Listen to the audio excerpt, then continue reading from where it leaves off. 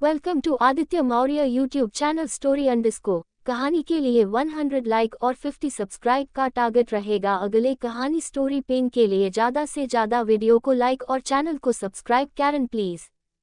35 तेरे कहा। अगले ही सेकंड रूम में एक जोरदार आवाज गूंज गई। अनाया की बात सुनकर विशाल के गुस्से से मुट्ठियां कस गई थीं। तुम्हारी इतनी हिम्मत, अब तुम मुझे धमका रही हो, कहते हुए उसने गुस्से में अनाया के गाल पर एक जोरदार थप्पड़ मार दिया। अनाया के मुंह से एक दर्द भरी चीख निकली और उसका माइंड ब्लैक हो गया था। उसके कान में सीटी बजने जैसी आवाज आने लगी थी। कुछ सेकंड के लिए उसकी आंखों के सामने अंधेरा छा गया। उसके कदम लड़खड़ा गए और वो धम से सोफे पर लगभग गिर ही पड़ी। अनाया ने फील किया कि उसके मुंह में कुछ अलग सा टेस्ट आ रहा है। उसने अपने हाथ से छू कर देखा तो उसके होंठों के किनारे खून बह रहा था। उसका होठ कर गया था। विशाल ने नफरत से अनाया को देखा और कड़वे लहजे में कहा, अनाया, मैं तुम्हें एक बात बता दूं, अगर आज तुमने हमारी बात नहीं मानी तो तुम भूल जाना कि इस घर के दरवाजे से तुम बाहर भी निकल पाओगी। ये सेंटेंस सुनकर अनाया की हैरानी से आंखें फैल गई।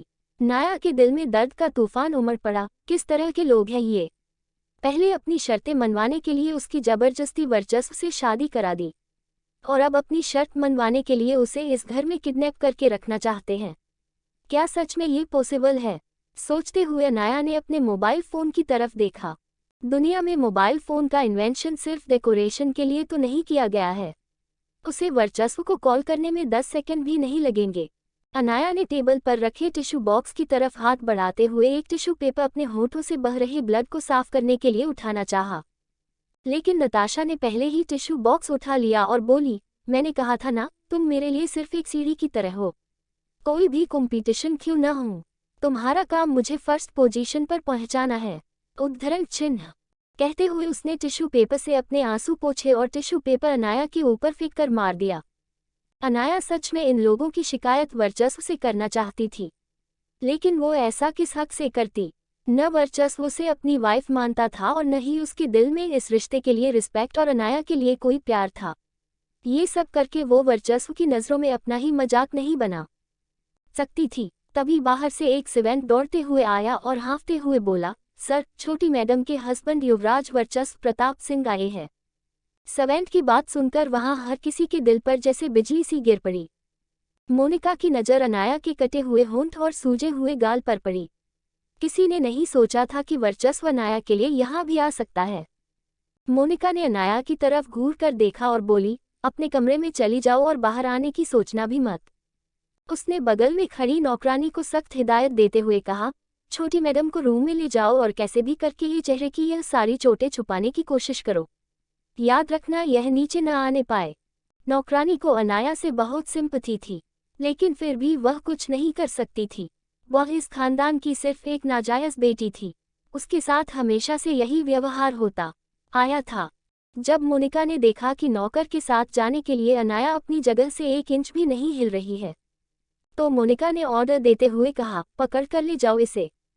मोनिका का ऑर्डर मिलते ही दोनों नौकरानियां अनाया को खींचते हुए उसके कमरे में ले गई और दरवाजा बंद कर दिया। अनाया को ये लोग ऐसे छुपा रहे थे जैसे अनाया कोई माचिस की डिब्बी हो जिसे कहीं भी छिपाया जा सकता है।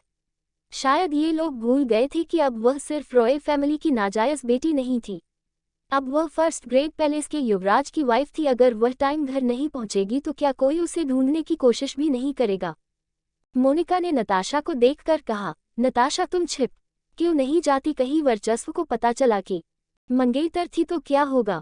नताशा बोली, मॉम, मैं पहले भी वर्चस्व से ओल्ड रेजिडेंसी की फैमिली डिनर में मिल चुकी हूँ। वह वैभव का अंकल है। मैंने जानबूझकर उससे कोई इंटरेक्ट नहीं किया था। जब नताशा ने सवे के मुंह से ये शब्द सुने थे कि रॉयल फैमिली के युवराज आ रहे हैं, नताशा के दिल ने धड़कना बंद कर दिया था। उसकी आंखों के सामने वर्चस्व का वही घूमने लगा जो उसने रेसिडेंसी में देखा था। विशाल दरवाजे पर ही वर्चस्व को रिसीव करने आ गया। उसने वर्चस्व की तरफ देखकर स्माइल करते हुए बोला, अरे युवराज, आप यहाँ? मोनिका और नताशा भी अपने फेस पर स्माइल लिए उसके पीछे चली आई थी। अनाया की शादी वर्चस्व से हुई थी और वर्चस्व विशाल का दामाद था, लेकिन फिर भी विशाल की वर्चस्व को उसके नाम से पुकारने की हिम्मत नहीं हुई। उसे वर्चस्व को युवराज कहकर ही बुलाना पड़ा। वर्चस्व ने अपने फेस पर सिल्वर मास्क पहना हुआ था। उसकी आंखें बिल्कुल एक्सप्रेशन लेस किसी गहरे ओशियन की तरह शांत थीं। ये जानते हुए भी कि वर्चस्व सिलचम मास्क वन के पीछे अपना बदसूरत चेहरा छुपा रहा है। नताशा उसकी आंखों में डूबना चाहती थी। उसकी पर्सनैलिटी ऐसी थी जो किसी को भी अपनी तरफ अट्रैक्ट करने के लिए मजबूर कर दे, और यही नताशा के साथ हो रहा था। वो की चर्फ अट्रैक्ट होने से रोक नहीं पा रही थी। खुद को वर्चस्व वात्स्य ने मारक के पीछे से ही अपनी आंखें इधर उधर घुमाई। जब उसे अनाया नहीं दिखी तो उसने सीधे ही पूछा, वेयर इज अनाया? विशाल बोला, वो अपने कमरे में जाकर सो गई। उसका सेंटेंस पूरा होते ही मोनिका ने कहा, युवराज क्या आप अनाया को लेने आए हैं? वर्चस्व ने नोटिस किया यहाँ सब लोग मिलकर उसकी कुछ ज्यादा ही चापलूसी करने में लग गए थे। वो उन लोगों से बात करने के मूड में नहीं था। इस वक्त वो सिर्फ और सिर्फ अनाया को अपनी आंखों के सामने चाहता था। उसने उन तीनों को पूरी तरह से इग्नोर कर दिया। इस तरह से इग्नोर किए जाने पर भी विशाल के चेहरे की स्माइल एक सेकंड के लिए भी कम नहीं हुई। विशाल स्माइल करते हुए फिर बोला, युवराज आप अंदर आकर बैठ जाए, अनाया अपने कमरे में सो रही है। कहते हुए उसने मोनिका की तरफ देखा और कहा, जाओ जाकर अनाया को बुलाओ। सीरियसली, अनाया उसके आने से सिर्फ आधे घंटे पहले ही यहाँ आई थी, और क्या वह यहाँ आते ही सोने चली गई? सोचते हुए वर्चस्व ने अपना सिर झटका। उसकी आंखों में देखकर ही लग रहा था अनाया के बारे में इन लोगों का दिया गया एक्सक्यूज उसे मजाक की तरह लग रहा है। मोनिका विशाल की बात को समझ गई थी। उसने जल्दी से वहां से जाकर सर्वेंट को आइस पैक लाने के लिए कहा और उसने दूसरी फीमेल सर्वेंट को मेकअप प्रोडक्ट से जाने के लिए भी बोल दिया। मोनिका ने एक नज़र नर्चस पर डाली। उसका ऑरा सच में बहुत स्ट्रांग था। मोनिका को अफसोस हो रहा था, इतनी स्ट्रांग पर्सनैलिटी का जीनियस इंसान उसकी बेटी का हस्बैंड नहीं बन सका। अगर उसका फेस डैमेज नहीं होता तो वर्चस्व नताशा के लिए एक परफेक्ट मैच था। वर्चस्व अंदर आकर सोफे पर पसर कर बैठ गया। मोनिका ने वर्चस्व को कॉफी ऑफर करते हुए कहा, युवराज आप कॉफी पीजिए, तब अनाया आती ही होगी। नताशा ने विशाल के कान में फुसफुसाते हुए कहा, डैड, वर्चस्व वर्ल्ड की टॉप बिजनेस पर्सनैलिटी है। आप अपने बिजनेस प्रोजेक्ट के बारे में युवराज के साथ डिस्कस क्यों नहीं करते? विशाल के दिमाग में पहले से ही यह बात थी, लेकिन फिर भी उसने नताशा को आंखों ही आंखों में जता दिया कि वो देर बाद बात करेगा। कुछ टेबल पर अब भी कॉफी का कप भरा हुआ रखा था। वर्चस्व ने उसकी तरफ देखा तक नहीं। नताशा उसके पास सोफे पर बैठ गई और सामने टेबल पर रखी फ्रूट बास्केट से अंगूर उठाकर वर्चस्व की तरफ बढ़ाते हुए बोली, युवराज क्या आप अनाया के आरके मीडिया में कार मॉडल इंटरव्यू के बारे में जानते हैं? वर्चस्व ने नताशा के हाथ में लिए हुए फ्रूट्स को देखा जरूर, लेकिन उसे एक्सेप्ट नहीं किया और बोला, हम I know about the interview. वर्चस्व के इग्नोर किए जाने पर नताशा का हाथ वहीं के वहीं रुक गया।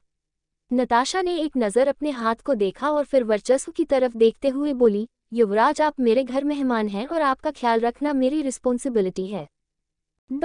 आप इसके लायक नहीं है। कहते हुए वर्चस्व ने अपने मास्क के पीछे से ही एक नज़र नताशा पर डाली। उसकी आंखों में साफ साफ झलक रहा था कि वह नताशा पर हंस रहा है। नताशा की गुस्से से मुठियां कस गई। इस वक्त उसे बहुत ज्यादा इंसल्टिंग फील हो रहा था। नताशा ने सारे फ्रूट्स उठाकर डस्टबिन में डाल दिया। नताशा फिर भी इतनी जल्दी हार मानने के मूड में नहीं थी। उसने वर्चस्व की साइड से की जाने वाली इंसल्ट को पूरी तरह से अपने दिल में दबाया और बोली, युवराज क्या आप जानते हैं मैंने आरके मीडिया के कार मॉडल इंटरव्यू में क्या देखा? उसने वर्चस्व के बोलने का वेट भी नहीं किया और आगे बोली, मैंने यहाँ देखा कि एक आदमी अनाया को कर रहा था और अनाया ने उस आदमी को खुद से दूर करने की कोशिश तक नहीं की। वो आरके मीडिया के मैनेजर आकाश पांडे का फ्रेंड था। मैंने अनाया को समझाने की बहुत कोशिश की। मैंने कहा कि अनाया तुम पहले से ही युवराज की वाइफ हो, लेकिन अनाया बोली आप उसकी लाइफ में कोई मायने नहीं रखते और आप उसके हस्बैंड होने के लायक भी नहीं हैं। कहते हुए नताशा ने सैड सा फेस बना लिया जैसे उसे वर्चस्व के लिए बहुत बुरा लग रहा हो। वर्चस्व ने सोफे के बैकरेस्ट से अपनी पीठ टिकाए और नताशा की बकवास बातों से बोर होते लापरवाही से कहा, हो गया तुम्हारा या कुछ और भी बचा है? वो सच में नताशा की बकबक से तंग आ गया था और लिटरली उसके मुंह पर टैप लगाना चाहता था। युवराज क्या आप अनाया से नाराज नहीं है? नताशा ने हैरान होते हुए वर्चस्व से पूछा। उसे सच में वर्चस्व से इस तरह के रिएक्शन की उम्मीद नहीं थी। कोई शख्स उसकी वाइफ को लाइन मार रहा था, उसे हम कर रहा था, टच कर रहा था और वर्चस्व ने इस बात को सीरियसली तक नहीं लिया। नताशा बुरी तरह से इरिटेट होते हुए बोली, युवराज अनाया आपको धोखा दे रही है। इस बार वर्चस्व ने नताशा की तरफ देखा तक नहीं और उठकर सीढ़ियों की तरफ बढ़ गया। युवराज आप कहाँ जा रहे हैं? मोनिका अनाया को लेकर आती ही होगी, आप प्लीज बैठ जाए। विशाल ने वर्चस्व को सीढ़ियां चढ़कर ऊपर की तरफ जाते हुए देखा तो बुरी तरह घबरा गया और उसके हाथ पैर फूल गए। उसने वर्चस्व को रोकते हुए कहा, आप लोग उसे 10 मिनट से बुला रहे हैं, क्या वह अभी तक नहीं जागी? कहते हुए वर्चस्व ने एक नज़र विशाल पर डाली। उसकी कोल्ड और एक्सप्रेशनलेस आंखें और एरोगेट वॉइस ने विशाल की रीढ़ की हड्डी में एक सनसनी पैदा कर दी। वह बुरी तरह से अंदर ही अंदर डर गया था। सेकंड स्टोरी पर सभी रूम को लॉक किया गया था। वर्चस्व में विशाल की तरफ देखकर पूछा, अनाया का रूम कौन सा है? वो कहते हुए आगे के शब्द विशाल के गले में घुटकर रह गए। वह नहीं बताना चाहता था कि अनाया का रूम कौन सा है। विशाल ने तो कोई जवाब नहीं दिया, लेकिन नताशा ने सबको सियशली डरते हुए अनाया के रूम की तरफ देखा। उसकी नज़रों ने सच बयान कर दिया था।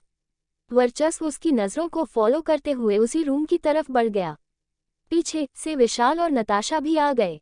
वर्चस्व ने दरवाजे को एक जोरदार किक मारी और धड़ाम की आवाज़ के साथ दरवाजा खुल गया। रूम का साइज वर्चस्व के बाथरूम से भी छोटा था और वहां धूल ही धूल भरी पड़ी थी। फर्नीचर के नाम पर एक बेड बड़ा हुआ था और एक कॉर्नर में स्टूल रखा था। वहां ड्रेसिंग टेबल तक नहीं था। रूम में एक अलमारी थी जो ओपन थी। वर्चस्व के पैलेस में रहने वाले सर्वेंट क्वार्टर भी इस रूम की कंपैरिजन में 1000 नहीं लाख गुना बेहतर थे। वर्चस्व ने देखा अनाया को 4-5 लोग घेर कर खड़े थे। एक सर्वेंट के हाथ में आइस पैक था। मोनिका ताना मारते हुए कह रही थी, इस मनहूस ने हमारा जीना हराम कर रखा है। तभी दरवाजे पर धड़ाम की आवाज के साथ गेट खुला और विशाल और नताशा ने कसकर अपनी आंखें बंद कर ली, क्योंकि अभी अभी मोनिका ने जो कहा था वह वर्ड्स उन दोनों के कानों में भी पड़ गए थे। विशाल ने मन ही मन सोचा, मोनिका इस क्रूशल मोमेंट पर अपने मुंह से ऐसे शब्द कैसे निकाल सकती है। वर्चस्व दरवाजे पर खड़ा था और उसकी आंखें अंगारे उगल कर रही थीं। वर्चस्व बोला, आप किसके बारे में बात कर रही हैं? उसकी आवाज़ सुनकर मोनिका इतनी डर गई कि उसके मुंह से एक शब्द तक नहीं निकला। सर मैं वो कहते हुए उसकी जुबान लड़खड़ाने लगी। उसके हाथों में जो कॉम्पैक्ट पाउडर का डिब्बा था वो छूटकर नीचे गिर गया। वर्चस्व का ऑरा इतना खतरनाक लग रहा था जैसे उसके आसपास से आग की लपटें निकल रही हो। मोनिका की सांसें अटकने लगी। उसे ऐसा लगा कहीं वर्चस्व उसकी जान ही ना ले ले। तो फीमेल सर्वेंट ने अनाया के दोनों हाथों को बुरी तरह से पकड़ रखा था। वह हिल भी नहीं पा रही थी। उसके फेस पर जबरदस्ती मेकअप अप्लाई किया जा रहा था। वर्चस्व की आवाज़ सुनकर अनाया ने अपनी आंखें खोल दी, लेकिन उसका विजन अभी भी क्लियर नहीं था। उसे धुंधला दिखाई दे रहा था। अपने सामने वर्चस्व को देखकर अनाया बहुत ज्यादा शॉक थी। उसे समझ में नहीं आ रहा था कि वर्चस्व इस वक्त यहाँ क्यों आया है, और जब उसे यहाँ आना ही था तो वह उसके साथ भी तो आ सकता था। अनाया की फैमिली वाले वर्चस्व से अनाया को छिपाना चाहते थे, लेकिन उसे बेवकूफ़ बनाना इम्पॉसिबल था। रॉय फैमिली के इतने एफर्ट करने के बावजूद भी उसने अनाया का रूम ढूंढ लिया था। अनाया वर्चस्व के मास्क के पीछे से उसकी आंखें देख रही थी। उसकी आंखों में एक अजीब सा तूफान था और कुछ ऐसे इमोशंस थे जिसे अनाया ने पहले कभी भी उसके फेस पर नहीं देखे थे। अनाया ने कुछ कहने के लिए अपना मुंह खोला, लेकिन बोलते ही उसके होठों की कटे हुए किनारे पर इतना ज्यादा दर्द हुआ कि वह अपने मुंह से एक शब्द तक नहीं निकाल पाए और उसके वर्ड्स उसके मुंह में ही घुटकर रह गए। अनाया की ऐसी हालत देखकर वर्चस्व के चेहरे के एक्सप्रेशन और भी ज्यादा हार्ड हो गए थे। उसे ऐसा लग रहा था कि ये चोट अनाया को नहीं उसे ही लगी हो। पूरे कमरे में सन्नाटा छाया हुआ था। किसी की भी बोलने की हिम्मत नहीं हो रही थी। सब लोग बस एक दूसरे की सांसों की आवाज सुन रहे थे। इधर आओ, वर्चस्व अनाया की तरफ अपने लेफ्ट हैंड से इशारा करते हुए बोला। उसका राइट हैंड अभी भी उसकी पेंट की पॉकेट में था। दो फीमेल सर्वेंट जो अनाया के फेस की चोट को मेकअप से कवर करने की कोशिश कर रही थी। इससे पहले कि वह उसके फेस पर कोई भी मेकअप अप्लाई कर पाती, वर्चस्व उनके सामने था। अनाया के फेस पर लगी हुई चोट का निशान क्लियरली नजर आ रहा था। उसके गाल पर स्वेलिंग थी और उसका होंठ कटा हुआ था। वर्चस्व की आवाज़ सुनकर उन्होंने फौरन अनाया को छोड़ दिया और उससे 4 कदम पीछे हट गईं। इस वक्त वर्चस्व साक्षात यमराज का रूप लग रहा था। क्या अनाया वर्चस्व के सामने सब कुछ सच सच बता देगी? अनाया की ऐसी हालत देखकर क्या कदम उठाएगा वर्चस्व? गुस्से में 36 वर्चस्व की जेलसी। वर्चस्व की बात सुनकर वहां खड़े लोगों के साथ साथ अनाया का दिल भी डर की वजह से जोर जोर से धड़कने लगा था। अनाया ने वर्चस्व की तरफ एक भी कदम नहीं बढ़ाया और अपना सिर झुका लिया। इस वक्त उसे वर्चस्व का और उस वक्त से भी ज्यादा खतरनाक लग रहा था जब उसने वैभव की मां आरती को गोली मारी थी। अचानक अनाया के गाल को वर्चस्व के होंठ ने छुआ और उसके मुंह से दर्द भरी एक सिसकारी निकल गई। एस जब अनाया उसके बुलाने पर नहीं आई तो वर्चस्व ही उसके करीब चला गया था और ऐसा बिल्कुल भी नहीं था कि वर्चस्व ने बहुत फोर्सफुली उसे टच किया था, लेकिन फिर भी उसके छूते ही अनाया दर्द से सिसक उठी। उसकी स्किन बहुत ज्यादा सॉफ्ट एंड सेंसिटिव थी। वर्चस्व ने अनाया के फेस पर लगे पाउडर को अपने हाथ से पोंछा और गुस्से से चीखते बोला, किसने किया ये? वर्चस्व के मुंह से निकले हुए 3 शब्द सुनकर रॉय फैमिली के हर मेंबर की रंगों में डर के मारे खून जम गया। विशाल का हाथ बुरी तरह से कांपने लगा था। किसी के मुंह से आवाज नहीं निकल रही थी। ऐसा लग रहा था जैसे वर्चस्व उस इंसान का नाम जानते ही जिसने अनाया को चोट पहुंचाई अभी इसी वक्त उसकी जान ले लेगा। वर्चस्व ने अनाया की चिन को पकड़कर उसका फेस हल्का सा ऊपर उठाया और उसकी आंखों में देखकर गुस्से में जोर से चिल्लाकर पूछा, किसने मारा तुम्हें? नताशा ने ये सब देखकर अपने होंठ भींच लिए। उसे यकीन नहीं हो रहा था कि वर्चस्व संग में अनाया से प्यार करता है। अनाया बोली, युवराज, जब मैं यहाँ आई तो मेरा और डैडी का छोटा सा आर्ग्यूमेंट हो गया था। मैंने गुस्से में डैडी को कुछ डिसरिस्पेक्टफुल वर्ड्स कहे बिकॉज जब नताशा ने देखा कि अनाया अपना मुंह खोलने ही वाली है उसने आकर फौरन सारी की सारी जिम्मेदारी अनाया के सर पर डाल दी और बोली, इस तरह डैडी को डिसरिस्पेक्ट करने के लिए अनाया को तो सबक सीखना ही था। डैडी ने उसे मार के कुछ भी गलत नहीं किया। नताशा की बात सुनकर वर्चस्व ने एक नज़र अनाया पर डाली और नताशा की तरफ देखकर सार्कास्टिक से में बोला, डिसरिस्पेक्टिव वसा, ये तो बहुत बुरी बात है। किस तरह के वर्ड्स कहे अनाया ने, बताओ मुझे। अनाया ने अब भी अपना सिर झुकाया हुआ था। उसे यकीन नहीं हो रहा था कि ये वही आदमी है जो उससे ठीक से बात तक नहीं करता और अब यहाँ आकर उसके लिए इतना हंगामा क्यों खड़ा कर रहा है। वर्चस्व का सवाल सुनकर नताशा हकलाने लगी। उसके मुंह से एक वर्ड तक नहीं निकल रहा था। अगर वह कहती कि यहाँ उसकी और वर्चस्व की शादी को लेकर आर्ग्यूमेंट हुआ था तो सारा मामला रॉय फैमिली के ऊपर ही उल्टा पड़ जाता। मिस्टर रॉय कहते हुए इसकी नज़र विशाल के चेहरे पर आकर ठहर गई। विशाल के चेहरे के एक्सप्रेशन एकदम से डाउन हो गए। उसे समझ में नहीं आ रहा था कि वह वर्चस्व की बात का अब क्या जवाब दे। उससे नज़र मिलाने की भी विशाल की हिम्मत नहीं हो रही थी। उसने बहुत हिम्मत करके सारी गलती अनाया की बताते हुए कह, युवराज, अनाया को बात करने की तमीज़ नहीं है। उसने जो कुछ भी कहा वह अपना ही सुने तो बेहतर है। वर्चस्व ने अनाया की तरफ अपने कदम बढ़ाए और उसके कंधे पर अपना लेफ्ट हैंड रखकर उसे अपनी तरफ खींचकर सीने से लगा लिया। अनाया की बॉडी वर्चस्व की बॉडी से जाकर चिपक गई। वर्चस्व के ऐसा करते ही अनाया के दिल की धड़कनें बढ़ गई। उसके हाथ पैर कांपने लगे थे। उसे वर्चस्व की सांसें अपने सिर पर फील हो रही थी। अनाया इस वक्त बहुत ज़्यादा इमोशनल हो गई थी। वर्चस्व का ये पोस्टर अनाया को एक अलग ही सेंस ऑफ सिक्योरिटी दे रहा था। वर्चस्व अपने cold and arrogate voice tone में बोला, आप अपनी बेटी को सबक सिखा सकते हैं, लेकिन क्या आपको मेरी वाइफ पर हाथ उठाने का हक है? वर्चस्व की बात सुनकर नताशा, मोनिका और विशाल तीनों के ही चेहरे डर से सफ़ेद पड़ गए। वर्चस्व विशाल की तरफ देखकर रूडली बोला, मेरी वाइफ को चोट पहुंचाने का हक मैंने किसी को नहीं दे रखा। वर्चस्व की कहने का अंदाज ही बता रहा था कि वह इस बात का बदला लिए बिना रॉय फैमिली को छोड़ने वाला नहीं है। विशाल के चेहरे पर पसीने की बूंदें उभर आई थी। उसका चेहरा बुरी तरह लाल हो गया था। उसने हकलाते हुए बड़ी मुश्किल से कहा, युवराज, आप ही बताएं क्या करना चाहिए अब? वर्चस्व ने अनाया को अपनी बाहों के घेरे से धीरे से आज़ाद किया और अपनी आंखों के इशारे से अनाया की आंखों में देखते हुए कहा, जाओ और जाकर एक जोरदार थप्पड़ उसके गाल पर लगाकर आओ, और हाँ, थप्पड़ इतना जोरदार होना चाहिए कि उसकी आवाज़ सबको सुनाई दे और तुम्हारी फिंगरप्रिंट्स उसके गाल पर छप जाएं। क्या? कहते हुए नताशा के मुंह से हल्की सी चीख निकल गई। उसने हैरानी से वर्चस्व को देखा। वह बुरी तरह पैनिक होकर रोने लगी। मोनिका और विशाल की भी हालत कुछ अलग नहीं थी। उनकी भी आंखें डर और हैरानी से फैल गई थी। वर्चस्व की बात सुनकर अनाया की भी हैरानी से आंखें फैल गई थी। उसने भी विशाल की तरफ देखा जरूर, लेकिन वर्चस्व से उसे मारने के लिए मना नहीं किया। विशाल ही वह इंसान था जिसने अनाया को चोट पहुंचाई थी, इसलिए उसने कुछ भी कहने की हिम्मत नहीं की। सबकी खामोश नजरें अनाया पर ही टिकी हुई थी। युवराज, हमें इस मैटर को यही क्लोज कर देना चाहिए। अनाया अपने डैडी पर कैसे हाथ उठा सकती है? वो उनकी बेटी है। वर्चस्व की बात सुनकर नताशा बोली। वर्चस्व को इतनी अच्छी तरह से अनाया का साइड लेते नताशा से बर्दाश्त नहीं हो रहा था। हुए देखना। वर्चस्व ने एक नज़र नताशा पर डाली और चीखते हुए, और आप बीच में बोलने वाली होती कौन है?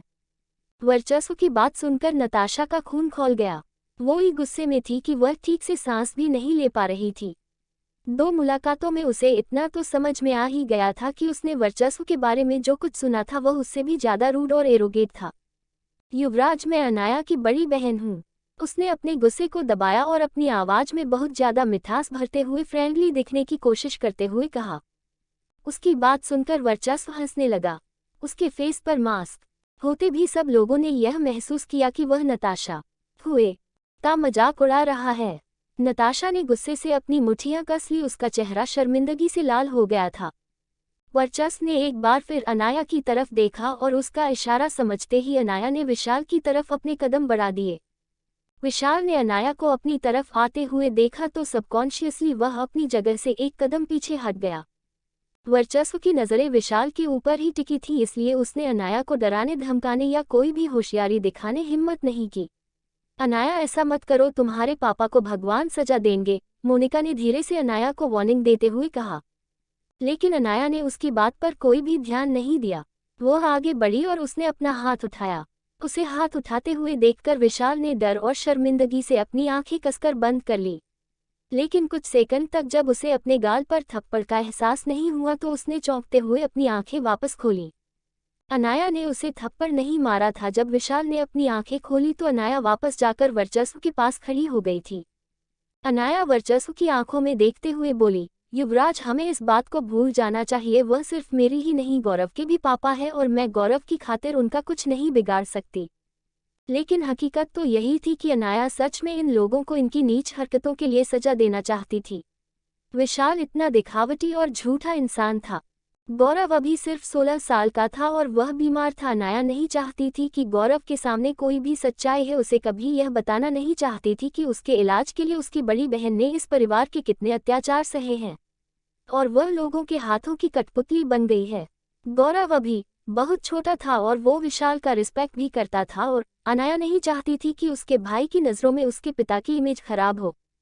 अनाया ने अपना फेस नताशा की तरफ किया और उसकी आंखों देखते हुए बोली, नताशा, अगर तुम सच में वैभव के साथ शादी करोगी तो तुम्हें युवराज तुम्हारे अंकल होंगे, राइट? तो आगे से कभी भी युवराज पर अपनी सीनियरिटी का प्रेशर डालने की कोशिश मत करना। अनाया की बात सुनकर वर्चस्व की इंटरेस्ट से आई ब्रो उछल गई। उसे अच्छा लगा अनाया उसका साइड ले रही थी। हालांकि उसके दिमाग में एक बात घूम रही थी, ये गौरव कौन है? वर्चस्व ने अनाया की कलाई पकड़ी और उसे लेकर रॉय मेशन से बाहर निकल गया। उसके जाते ही वहां हर किसी ने राहत की सांस ली। अरे, अनाया को तो हमारा एहसान मानना चाहिए था। उसने हमारी वजह से वर्चस्व से शादी की, उल्टा वह हमें यहाँ अपने पति की ताकत और रुतबा दिखाने आई थी। कहते हुए मोनिका का मुंह नफरत और कड़वाहट से भर गया। मेरी कार मॉडल की पोजीशन नताशा अभी हार मानने को तैयार नहीं थी। उसने अपने पापा को याद दिलाते हुए कहा। उसकी बात सुनकर विशाल जोर से चीखते हुए बोला, बस, यह कोई जिंदगी और मौत का सवाल नहीं है। अगर तुम्हें वो मॉडल पोजीशन नहीं मिली तो उससे कोई फर्क नहीं पड़ेगा, समझी तुम? विशाल अभी सोच रहा था कि अनाया ने उसको थप्पड़ नहीं मारा था, लेकिन उसके बाद क्या कहा था उसने। भले ही यह बात वर्चस्व से कही थी, लेकिन इनडायरेक्टली वो विशाल को यह जताना चाहती थी कि अगर उसने गौरव के साथ कुछ भी करने की कोशिश की तो उसके बाद उसे वर्चस्व की कहर से कोई नहीं बचा पाएगा। तभी उसके कानों में नताशा की बच्चों की तरह में मचलती हुई आवाज गूंजी, डैड, आप बहुत बुरे हैं। डांट खाकर उसकी आंखों में तुरंत आंसू आ गए। नताशा बचपन से ही जिद्दी थी। नताशा जितना ये सोच रही थी कि वर्चस्व किस तरह से अनाया को प्रोटेक्ट कर रहा था, उसका गुस्सा उतना ही बढ़ता जा रहा था। नताशा बुरी तरह गुस्सा और नफरत की आग में जल रही थी। वो रोते हुए अपने कमरे की तरफ भाग गई। नताशा, बेटा मेरी बात तो सुनो, कहते हुए मोनिका भी उसके पीछे दौड़ गई। मोनिका ने नताशा को बिस्तर पर पड़े हुए कार मॉडल की पोजीशन के लिए रोते हुए देखा तो वह उसके करीब आई और बोली, डार्लिंग, तुम्हें बहुत आगे की सोचना चाहिए। जब तुम वैभव से शादी कर लोगी तो तुम्हारे पास क्या नहीं होगा। अपनी माँ की बात सुनकर रोते हुए भी नताशा की आंखें चमक गईं। बात भी सही थी, वैभव से शादी करने के बाद वह रॉयल फैमिली की भी फेवरेट हो जाएगी और उसे उन लोगों का भी सपोर्ट मिल जाएगा। और जहां तक वर्चस्व की बात है, क्या उसने वैभव को अनाया से नहीं छीना? तो फिर एक और वर्चस्व को अनाया से छीनना उसके लिए कौन सी बड़ी बात है? भले ही शाम हो चुकी थी और सूरज ढल रहा था, लेकिन गर्मियों का मौसम होने की वजह से ढलते हुए सूरज की किरणों में अभी भी तपिश बौकी थी। शाम की धूप भी अनाया के सूजे हुए चेहरे की तकलीफ बढ़ा रही थी। जब वर्चस्व ने उसे पलटकर देखा तो उसकी आईब्रो सिकुड़ गई। अनाया ने सूरज की रोशनी और अपने चेहरे के बीच अपना छोटा सा हाथ अपने फेस को कवर करने के लिए ढक रखा था, जिससे सूरज की धूप उसके चेहरे को तकलीफ न दे पाए। वर्चस्व की रेड कलर की सुपर रन स्पोर्ट कार बाहर खड़ी हुई थी। अनाया जैसे ही कार के पास पहुंची, कार के गलिंग्स दोनों तरफ से ओपन हो गए। कार का इंटीरियर कंफर्टेबल और लग्जरियस था। वर्चस्व ने अनाया की तरफ देखते हुए कहा, बैठो। अनाया ने हैरानी से वर्चस्व से पूछा, क्या अपनी कार चेंज कर ली? अनाया ने नोटिस किया था कि वर्चस्व रोल्स रॉयस चलाता है। उसने अजय को मैकबे कार ड्राइव करते हुए भी देखा था। उसने वर्चस्व को कई बार बेंटले कार यूज करते हुए भी देखा। वर्चस्व ने कार के सामने से राउंड लगाया और दूसरी साइड से कार की ड्राइविंग सीट पर बैठते हुए बोला, नहीं। अनाया ने सिर्फ कुछ ही लग्जरी कार्स वर्चस्व को यूज करते हुए देखा था, लेकिन न्यू पैलेस में दर्जनों लग्जरी कार थी। इस बात में कोई डाउट नहीं था कि लड़के उतने ही कार लवर्स होते हैं जितना लड़कियां बैग और फुटवियर के लिए क्रेजी होती हैं। और इन दोनों ही चीजों के लिए सफिशिएंट जैसा कोई वर्ड्स लड़के और लड़कियों की डिक्शनरी में नहीं होता। अनाया ने सोचा, क्या मैं मुझे लेने के लिए सुपर कार लेकर आया है? Of course NOTA. अनाया ने सोचते हुए अपना सिर झटका और दूसरी साइड से आकर कार की फ्रंट वाली पैसेंजर सीट पर बैठ गई। कार में बैठने के बाद अनाया बोली, इस तरह की सुपरन कार आकाश जी की स्टाइल को काफी सूट करती है। तारानकन तारानकन। अनाया की बात सुनकर वर्चस्व की आईब्रो सिकुड़ गई। उसका दिल अजीब सी नाराजगी और जेलसी से भर गया जब उसने अनाया को अपने सामने किसी दूसरे आदमी की तारीफ करते हुए सुना। उसने तीखी नजरों से अनाया की तरफ देखा और पूछा, और उसका स्टाइल क्या है? अनाया ने कुछ सेकंड तक अपनी पलकें झपकाई और फिर झिझकते हुए कहा, बदमाश। उसकी बात सुनकर वर्चस्व के होठों पर हल्की सी स्माइल आ गई। अनाया के मुंह से आकाश की इस तरह की तारीफ सुनकर वर्चस्व काफी सेटिस्फाइड था। हालांकि अपने चेहरे की स्वेलिंग की वजह से अनाया को स्माइल करने में प्रॉब्लम हो रही थी, लेकिन फिर भी वो वर्चस्व से बोली, अभी अभी मैंने आकाश जी के बारे में जो कुछ भी कहा वह उन्हें मत बताएगा कि मैं उनके बारे में ऐसे थॉट्स रखती हूँ। वर्चस्व को अनाया का इस तरह मजाक करना अच्छा लग रहा था। उसने बटन प्रेस किया और कार के दोनों गलिंग्स बंद हो गए। अनाया के चेहरे पर एसी की ठंडी हवा बहुत आराम दे रही थी। अनाया ने अपनी सिटिंग पोजीशन हल्की चेंज की, जिससे एयर कंडीशनिंग उसके फेस पर लेफ्ट साइड में डायरेक्ट रिलीफ दे। वर्चस्व ने अपना मास्क उतारते हुए पूछा, दर्द हो रहा है क्या? अनाया ने में रिस्पॉन्स किया। जब उसे थप्पड़ मारा गया था तब उसका गाल सुन्न हो गया था और इतना कुछ फील नहीं हो रहा था, लेकिन अब उसे दर्द एहसास हो रहा था। वर्चस्व ने उसका मजाक उड़ाते हुए कहा, मैंने कहा था उसे मारने को, फिर उसके बाद जो होता मैं सब देख लेता, बट तुम फिर भी उन लोगों के सामने झुक गई। ये पहली बार नहीं था जब उसको गुस्से में इस तरह मारा पीटा गया था। अनाया ने एक गहरी सांस भरी और बोली, युवराज आज के लिए थैंक यू, बट आप सडनली यहाँ क्यों आए? जैसे ही वर्चस्व ने अपनी कार स्टार्ट की, अनाया के बईस उसके कानों में पड़े। उसके अपना सिर अनाया की तरफ घुमाया और लगा पूछा, तारानकन क्यों मेरा यहाँ आना तुम्हें अच्छा नहीं? अनाया ने अपना लोअर लिप दांतों के नीचे दबा लिया और कुछ भी नहीं कहा। अनाया, अगर मैं नहीं आता तो तुम खुद को उन लोगों को इस तरह से मारने पीटने और अब्यूज करने दोगी? क्या जवाब देगी अनाया वर्चस्व के सवाल का? क्या सच्चाई जानकर वर्चस्व अपने दिल में अनाया के लिए प्यार की फीलिंग को समझ पाएगा?